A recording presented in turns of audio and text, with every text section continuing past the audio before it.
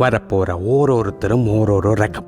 திருப்பதியில லட்டுக்கு பதிலா ஜிலேபிய விட்டார்னு விட்டியடா ஒரு பீலா. உலகெங்கும் உள்ள ராஜ் டிவி நேயர்களுக்கு வணக்கம். இன்று நான் ஒரு காணொளி பார்த்தேன். அதை நீங்களும் கண்டு மகிழ வேண்டும் என்று ஆசைப்படுகிறேன்.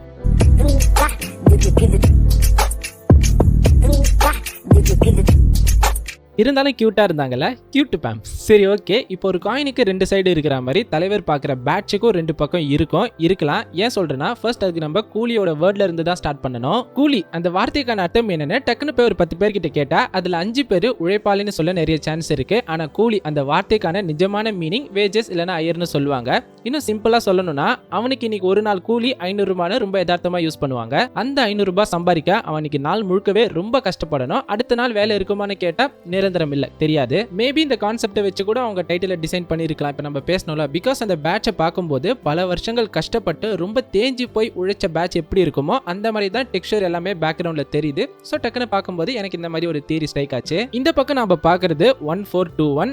ஸோ அந்த ஐட்ரேஷன் காம்பினேஷன் மேட்ச் பண்ணி பார்த்தா டேட்டும் வரல, ஒரு டேட் ஆஃப் பர்த் மாதிரியும் தெரியல.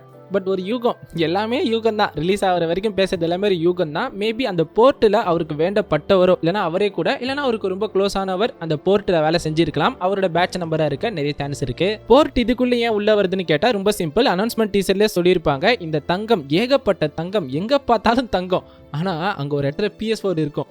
ஐயா அதை மட்டும் கொடுத்துருங்க, ஐயா அதை மட்டும் கொடுத்துருங்க ப்ளீஸ். அவர் PS4 அது மட்டும் தான் தங்கம்ல நினைக்கிறான். யாருக்கு தெரியும், உள்ள பிரிச்சு பார்த்தா உள்ள சிப்பு அது கூட தங்கமா இருக்கலாம் பிரிச்சு பார்த்தா. ஆனால் அது பிரிக்கிற மனசுலாம் என்கிட்ட இல்லை, ஒரு கேமர் நான். சரி, ஓகே. இப்போ அங்கே தங்கங்கள்லாம் இருக்குது. அது போர்ட்டு பக்கத்தில் இருக்கிற ஒரு குடோன் இல்லைனா வேர் ஹவுஸில் வச்சு தான் எல்லாமே டிஸ்மேண்டில் பண்ணுறாங்கன்னு நினைக்கிறேன். அதெல்லாம் எங்கேருந்து மெயினாக அவங்க டிரான்ஸ்போர்ட் பண்ணி கடத்தி கொண்டு வராங்கன்னு கேட்டால், இந்த சீ போர்ட், இந்த கரையோரமாக கப்பல்லாம் இருக்கும்ல, அதன் மூலமாக தான் டிரான்ஸ்போர்ட் மீடியமாக இருக்கும்னு நான் நம்புகிறேன். போர்ட்டில் யார் யாருக்கு என்னென்ன வேலைன்னு கேட்டால் தெரியல. பட் கண்டிப்பாக நாகார்ஜுனா சாரோட கேரக்டருக்கு மட்டும் வேலை இருக்குன்னா அவர் தான் அந்த இடத்தையே ரூல் பண்ணுற ஒரு கேங்ஸ்டர் டானாக இருக்கலாம்.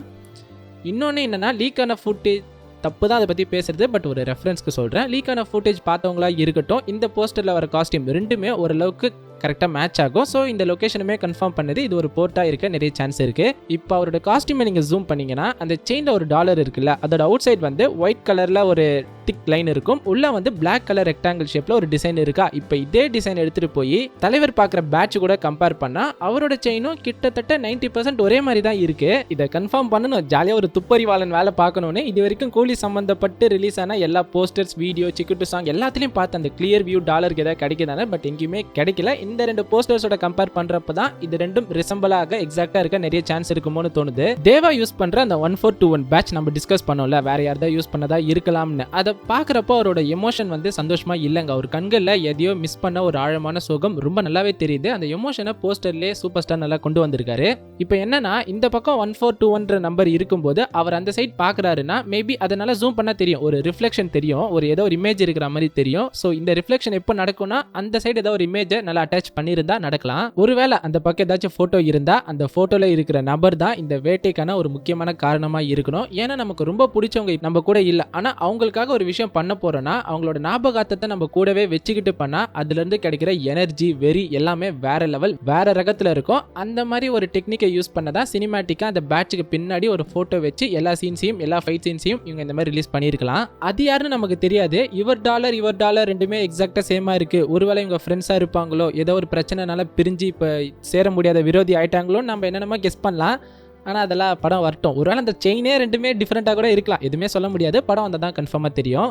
லோக்கியோட படங்களில் வர ஹீரோ புரோட்டகனிஸ்ட் கிட்ட ஒரு ஹீரோயிசம் இருக்கும், ஆனால் அது உள்ளுக்குள்ளே ஒரு மிருகம் தூங்கிட்டு இருக்குன்னு சொல்லுவாங்கல்ல, அந்த மாதிரி தான் டிசைன் பண்ணியிருப்பாங்க. ஈவன் இப்போ மாஸ்டர் எடுத்துக்கிட்டா எந்த பிரச்சனைக்கும் போக மாட்டார். சொல்லப்போனால் அவர் தான் காலேஜில் சின்ன சின்ன பிரச்சனை பண்ணுவார். ஆனால் அவர் ஒரு கில்ட், நாம் அதில் இன்வால்வ் ஆகியிருக்கோம், நம்மளை தேடி ஒரு பிரச்சனை வருது, நம்ம அதுக்கு காரணம்னா ஒரு ஹீரோயிசம் பண்ணார். கைதிலையும் இதே தான், ஏதோ ஒரு பெரிய சம்பவம் பண்ணிட்டு உள்ளே போயிட்டு சைலண்டாக வெளியே வரும்போது எந்த பிரச்சனைக்கும் போகாமல் ஒரு பட்டை போட்டு பிரியாணி சாப்பிட்டு அவர் பாட்டுக்கு ஒரு வழியில தான் போறாரு. ஆனா அவன் பொண்ணை பார்க்க விடாம நாங்க குறுக்க நிப்போன்னு ஒரு கேங் வரும்போது தான் உள்ள இருக்கிற மிருகம் ஒரு பீக்கான பெர்ஃபார்மன்ஸை கொடுக்குது. விக்ரம்லாம் ரொம்ப மோசம், பெரிய ஐட்டங்கார மாதிரி இருப்பாரு. ஆனா அவர் டெத்தையே ஃபேக் பண்ணிட்டு குடும்பத்தோட ஒரு சந்தோஷமான வாழ்க்கை தான் போயிட்டு இருக்கும். பட் அந்த குடும்பத்துக்கு ஏதோ ஒரு பிரச்சனை, பையன் இறந்த அப்புறம் தான் அந்த கோஸ்ட் திரும்ப உயிர் வந்து பயங்கரமா விஸ்வரூபம் எடுத்து பல பேரை கோஸ்ட் ஆக்குவாரு. ஐயா சாமி, இப்ப எதுக்கு அதெல்லாம் சொல்லிட்டு இருக்கீங்கன்னு கேட்டா, இந்த மாதிரி தேவா கேரக்டருக்கும் ஏதோ ஒரு நெருக்கமான நபர் இருக்குப்பாங்களோ, அவர் இறந்து போனது இந்த தாக்கம் இந்த வேட்டையை தூண்டி இருக்கும்னு நான் கெஸ் பண்றேன். என்னமோ குறையுது, என்னமோ மிஸ் ஆகுது. கரெக்டாக இருக்குது. இல்லைங்க, போஸ்டரில் பிரீத்தி கேரக்டர் லுக்கில் அவங்க கையில் ஒரு ஷவல் இருக்கும், அதை வச்சு புதைப்பாங்க. பட் அதுவும் கோல்டு பிளேட்டட். அதை பார்க்கும்போது யாரையோ எதையோ இழந்து புதைச்ச மாதிரி ஒரு லுக்கு தெரியுது. பட் இந்த பக்கம் இந்த போஸ்டரில் அவங்க கண்களில் ஒரு துயரம், நெத்தியில் ஒரு பொட்டு இல்லை. ஒருவேளை ஆக்ஷன் சொன்ன அப்புறம் அந்த பொட்டு வச்சுக்கலான்னு இருக்கலாம். பட் என்ன சொல்கிறேன்னா, அவங்க கண்களில் ஏதோ ஒரு வேதனை தெரியுது. அந்த லுக் பார்க்க பயங்கரமாக அப்சர்விங்காக கீனாக இருக்குது. அந்த உலகநாயகன் பொண்ணுன்ற மாதிரி ஒரு டச் வருது. பட் அங்கே என்னமோ ஒரு துயரம் இருக்கிற மாதிரி ஒரு ஃபீல் எனக்குள்ளே வருது. அப்படியே மலையாளம் ஆக்டர் டயல் கேரக்டர் கிட்ட போனோம்னா, அவர் ஒரு கோல்டு வாட்ச் வச்சிருக்காரு. பார்க்கும்போது லுக்கு போலீஸா இல்லைனா நாகார்ஜுனா சார் கேரக்டர் கூட டிராவல் பண்ற ஒரு கேரக்டரா தெரியல. பட் அவரோட லொகேஷன் பிக் பார்க்கும்போது பின்னாடி அந்த கண்டெய்னர் எல்லாமே போர்ட்டை தான் ரிசம்பிள் பண்ணுது. எல்லா கேரக்டர் கிட்டயும் கண்டிப்பா ஒரு பொருள் இருக்கு. பட் ராஜசேகர் கிட்ட வந்தீங்கன்னா அந்த போஸ்டர்ல அவர் கொடுக்குற எக்ஸ்பிரஷன் வந்து ஏதோ புதுசாக கண்டுபிடிக்கிற மாதிரி இருக்கு. யார் இது? நம்ம வீட்டுக்குள்ள ஒரு ஒயர், அதுக்குள்ள ஒரு கோல்டு காயில கடத்தி கொண்டு வந்தது யாரா இருக்கும்? இது என்ன பொருள் இது? அப்படின்ற மாதிரி ஒரு எக்ஸ்பிரசிவ் கேரக்டர் எனக்கு பார்க்கும்போது ஃபீல் ஆகுது. 2 போஸ்டர்ஸ்ல மட்டும் ரெட் கலர் கயிறை ஹைலைட் பண்ணிருக்காங்க. அது என்ன 2 போஸ்டர்? இது வரைக்கும் ரிலீஸ் ஆன அஃபிஷியல் எல்லா போஸ்டர்ஸ்லயும் நீங்க 2 கலர் தான் பார்க்க முடியும். ஒன்னு எல்லோ தங்கம், இன்னொன்னு அந்த தங்கத்தை தேடி வரதால நடக்கிற உயிரிழப்பு ரத்தம். இந்த 2 கலரை மட்டும் தான் எல்லா போஸ்டர்ஸ்லயும் நீங்க ஹைலைட்டடா பார்க்க முடியும். ஆனா ஒன்னு மட்டும் கிளியர் கட்டா தெரியுது. இந்த தங்கத்தை தேடி போற வேட்டை பயணம் எல்லாமே இன்னும் நெக்ஸ்ட் லெவலுக்கு போகணும், நல்லா சம்பாதிக்கணும், செல்வந்தன் ஆகணும்னா கண்டிப்பா அது மட்டும் கிடையாது. அவருக்குள்ள ஏதோ சொல்ல முடியாத அளவுக்கு சோகம், வேதனை, ஆழமான துயரம் எல்லாமே இருக்கு. அது நெருப்பா விஸ்வரூபம் எடுத்து தங்கத்தையே உருக்குற அளவுக்கு உருமாறி இருக்கு. எப்படி விக்ரம்ல ஆரம்பத்திலே ஸ்டைலா ஆரம்பிக்கலாம்னு சொல்லி மொத்த பேரையும் முடிச்சாரோ, அந்த மாதிரி இங்க ஆரம்பத்திலே முடிச்சிடலாமான்னு தங்கத்து மேல படுத்துக்கிட்டு சிரிச்சு சொல்றது வில்லத்தனமான ரஜினியை கொண்டு வருது. கிட்டத்தட்ட இந்த கதையில வர சாம்ராஜ்யத்தையே கொளுத்த போறாருன்னு கன்ஃபார்மா தெரியுது. ஓஜி சம்பவத்துக்கான ப்ரோமோ வேற ரிலீஸ் பண்ணிருக்காங்க. ஹெவி ரெஃபரன்ஸ் இருக்குங்க. அது சைனீஸா இல்லனா கொரியனான்னு தெரியல, உங்களுக்கு தெரிஞ்சா கமெண்ட் பண்ணுங்க. அந்த ஸ்வாடை ரிமூவ் பண்றப்போ ஒரு சிம்பிளை கரெக்டா பிரிண்ட் பண்ணிருக்காங்க, அங்க டிசைன் பண்ணப்பட்டிருக்கு. கண்டிப்பா அந்த ஸ்வாடுக்கு ஏகே யூஸ் பண்றப்ப அந்த படத்துல ஒரு இம்பார்ட்டன்ட் ரேட்டிங் டெஃபினட்டா இருக்கும். ப்ரோமோ இன்னொரு கிளாரிட்டியும் கொடுத்திருக்கு. டீசர்ல ஏகேன்னு கத்தும் போதே எஸ்ஜே சூர்யா சாரா இருக்கு, நிறைய சான்ஸ் இருக்குன்னு ஒரு ரூமர் வந்தது. அது தப்பு இல்லைங்க, ஏன்னா அந்த வாய்ஸ் 2 பேரோட வாய்ஸும் பேஸ்ல ஒரே மாதிரி தான் இருக்கு. இந்த ப்ரோமோல அது ஆதி கூட ஃபேன் பாய் சம்பவம்னு ப்ரூவ் பண்ணிருக்கு. நல்லவனா நீ பார்த்தவன் கெட்டவனா, கதை மாறுது சாத்திகோடா. இது வந்து படத்துல ஸ்டோரியில இந்த லைன் வருமா? வரும், கண்டிப்பா வரும், இல்லாம எழுதிருக்க மாட்டாங்க. பட் ஓரளவுக்கு ஆஃப்லைன்ல ரியாலிட்டியில மெர்ஜ் ஆகிற மாதிரி இருக்குல்ல அந்த லைன்ஸ் எல்லாம். அதுவும் லிரிக்ஸ் யாருன்னு பாத்தீங்கன்னா, விஷ்ணு அவர்கள் லோக்கியோட நிறைய படங்கள்ல ஒர்க் பண்ணியிருக்காரு. லைக் தேட்டரே கொளுத்துற மாதிரி பாடல்கள், எக்ஸாம்பிளுக்கு போர்க்கண்ட சிங்கம், இதெல்லாம் அவரோட ஒர்க்கு தான். இப்போ ஜிபியில் ஒரு சான்ஸ் கிடைச்சிருக்கிறத பார்த்தா இது ஒன்றும் யூடியூப் இந்த மியூசிக் ஸ்ட்ரீமிங்ல மட்டும் ஓஜி சம்பவம் பண்ண போறது இல்லை, தேட்டர்ல கொளுத்த போது டவுட்டே இல்லை. ஜிவி பிளே ஸ்டேஷன் டிஷர்ட் போட்டிருக்காரு பாத்தீங்களா, கேம்ஸ்ல ஆடுவார் போல இருக்கு. ஓகே, தொண்டை கிழின்னு சொல்றாரு, அதுக்கேற்ற மாதிரி கற்பூரத்தை தான் முழுங்கிட்டு கத்துறாரான்னு தெரியல. பட் ஃபயரா இருக்கு, அதனால தான் அப்படி சொன்னேன், ஃபயரா இருக்கு. பார்ப்போம், நாளைக்கு தான் ஃபேன் பாய் சம்பவம் பாட்டில் எப்படி ஒர்க் அவுட் ஆகுதுன்னு தெரியும். டீசர்ல ஒர்க் அவுட் ஆயிருக்கு, பாட்டில் பார்ப்போம். Let's see. நிறைய ஹைப் கொடுத்துருக்காரு ஜிவி, அதுக்காகவே பயங்கரமாக எக்ஸ்பெக்ட் பண்ணுவாங்க, தப்பு இல்லை. ஓஜி சம்பவம்னு டெய்லி வந்து குட் மார்னிங் குட் நைட் மாதிரி சொன்னார்ல, பட் கண்டிப்பாக எதிர்பார்ப்பாங்க, சொன்ன மாதிரி பண்ணியிருக்கீங்களான்னு கண்டிப்பாக எதிர்பார்ப்பாங்க. பார்ப்போம், நாளைக்கு பார்ப்போம். இதை தவிர்த்து ஒரே ஒரு டீட்டெயில் இருக்குது, அதையும் லாஸ்ட் வீடியோவில் பேசியிருக்கோம், மிஸ் பண்ணியிருந்தா மறக்காம செக் பண்ணி பாருங்க. ஸோ அவ்வளோதான், கூலி பற்றி நான் நோட் பண்ண விஷயங்கள், எனக்கு ஸ்ட்ரைக் ஆனது எல்லாத்தையும் இந்த வீடியோவில் ஷேர் பண்ணியிருக்கேன். சம்டைம்ஸ் வளரியிருக்கேன், இதுக்கு மேலே எனக்கு ஒன்றும் தெரியாது.